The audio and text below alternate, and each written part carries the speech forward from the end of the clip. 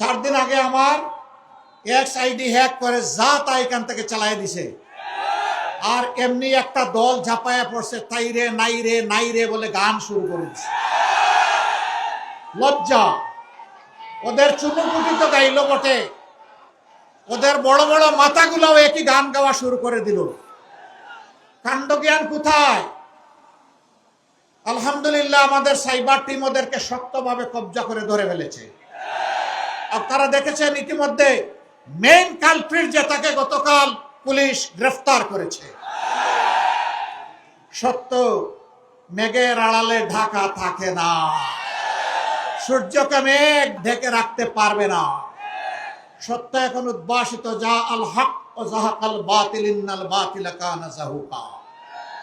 সত্য এখন মানুষের দূরগুড়া এসে দরজায় এসে বলছে, টক টক টক, জেগে উঠো, লাফ দাও, সামনে এগিয়ে যাও, পিছনে তাকানোর কোনো সময় নেই, পিছন নিয়ে কামড়া কামড়ি নাই। এই দেশে আমার মায়েদের কোনো নিরাপত্তা নাই।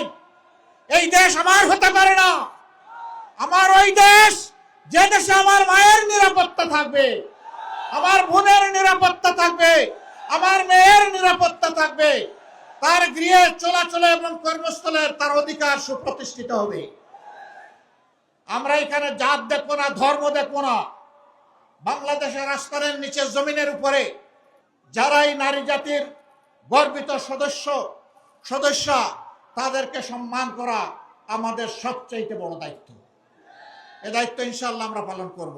আমরা জানি আমাদের জন্য নদীর অনুকূল স্রোত নাই, আমরা নদীর পাল্টা স্রোতে সাঁতার কাটছি। আমরা দমে যাব না ইনশাআল্লাহ। আমরা মঞ্জিলে পৌঁছবো এই জাতিকে নিয়ে, মুক্তির মঞ্জিলে। আমি পরিষ্কার বলেছি অনেকগুলা জনসভায়, জামাতে ইসলামী এই জোটের সবচেয়ে বড় দল, কিন্তু আমরা কোন দলীয় সরকার কায়েম করতে চাই না। আমরা কোন পরিবার এবং গোষ্ঠীতন্ত্র কায়েম করতে চাই না। আমরা বাংলাদেশ জামাতে ইসলামের বিজয় চাই না, আমরা চাই 18 কোটি মানুষের বিজয়। তিস্তা পার থেকে এই বিজয়ের আওয়াজ শুরু হয়েছে সারা বাংলায়। আলহামদুলিল্লাহ এখন মুক্তির পক্ষে গণজোয়ার শুরু হয়েছে। এবারকার এই গণজোয়ার মানে 24-এর সেই আন্দোলনের তেজ। ওই আন্দোলনকে আমরা বুকে নিয়ে সামনে এগিয়ে যাব ইনশাআল্লাহ।